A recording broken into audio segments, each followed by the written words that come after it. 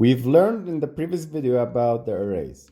Now let's go deep and learn about the multidimensional arrays. Normally, an array is a collection of similar type of elements which have a contiguous memory location. Let's see the 2D arrays or the multidimensional arrays. A multidimensional array is an array containing one or more arrays. To create a two-dimensional array, add each array within its own set of curly braces. Guys, we see in the 1D or single dimension array that we created one square brackets. Now in the two-dimensional array, we need to create two angled or two square brackets in this way, 1 and 2. This will define and this will notice telling the Java compiler that, hey Java, I am going to create an integer array, a 2D integer array, and named my numbers, and here are the values. So what are the values? We see that this is the first array and we have a comma, and the second array and the curly braces are closed. So this is called an array of arrays. So think of two-dimensional array is an array of arrays, right guys? So this is the first array and the second array, and these are stored inside an array as a big image. My numbers is now an array with two arrays as its elements. To access the elements of my numbers array, specify two indexes. One for the array and one for the element inside that array. This example accesses the third element to in the second element array one of my integer my numbers. I am not speaking Chinese or any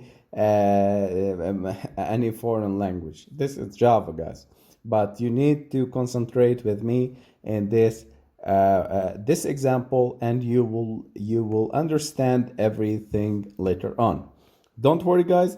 As I told you in the previous videos, we are going to solve real university exercises and real exams that we have made and or we have seen in the online and other universities.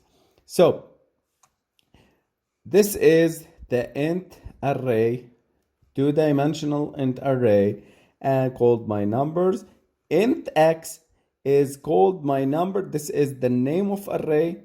We have learned how to access the first. We have learned how to access the array by putting the square bracket and put the index. But now we are working with the two-dimensional array, and I am telling here, hey Java, I'm going to access the first index, the index number one in the first array. Is this is the row and the column, and the second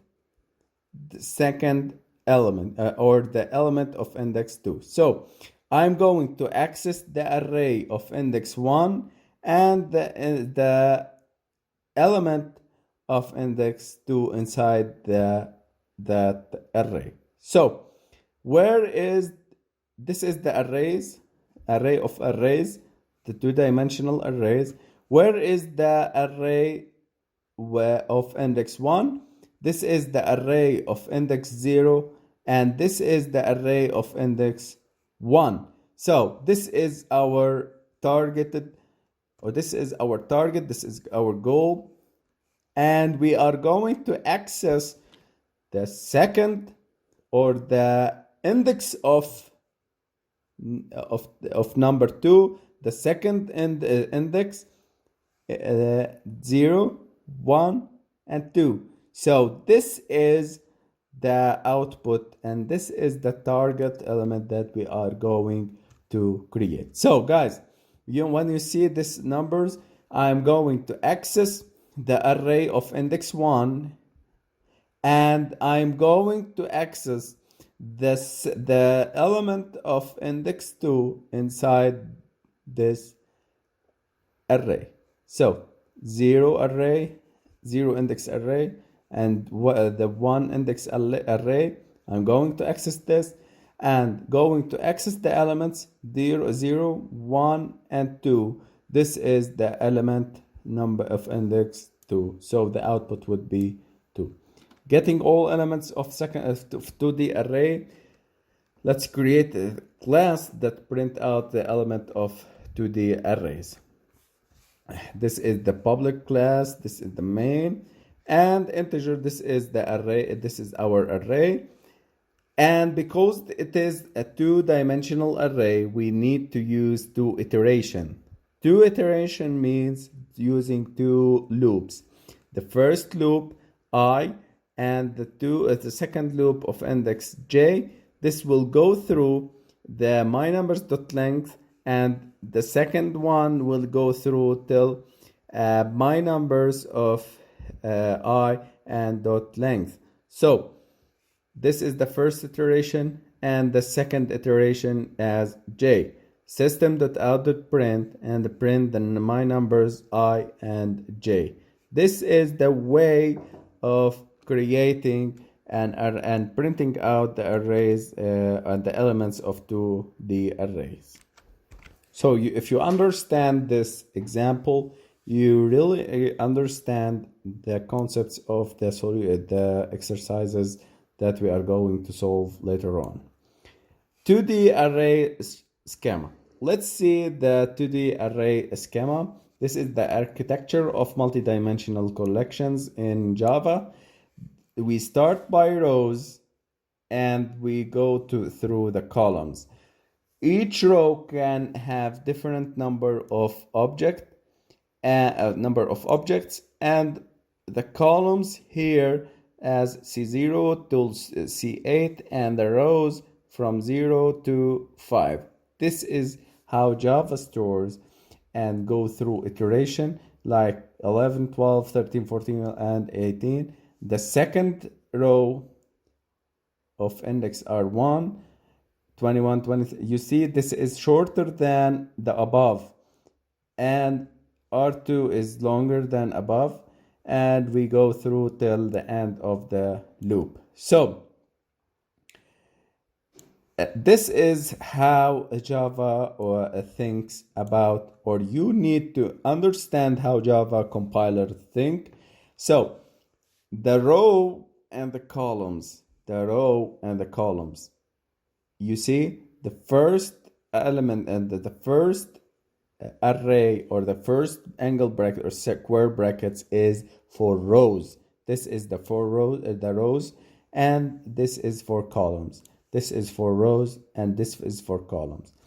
The first angle bracket is for rows, and the second angle bracket is for columns. So let's go for the column number 1 and the row 2. We start by row number 2. This is the row number 2 for the first angle bracket, and this column 1, we go through column number 1 for the second angle bracket. Example. This is the declaration and initializing the 2D array. This is the array, the int array that we have 279. This is the first array. The second array 361, and the third array 742. These are stored into a big array. This is an array of arrays. Printing 2D array. As I told you guys, we have 0, 1, 2. So we go through from I equal to 0, I less than 3, and I plus plus. This will go, or will execute the code 3 times. The first, the second, the third, and Inside the code that we have to print out also, or the print out the result through another or a second for loop.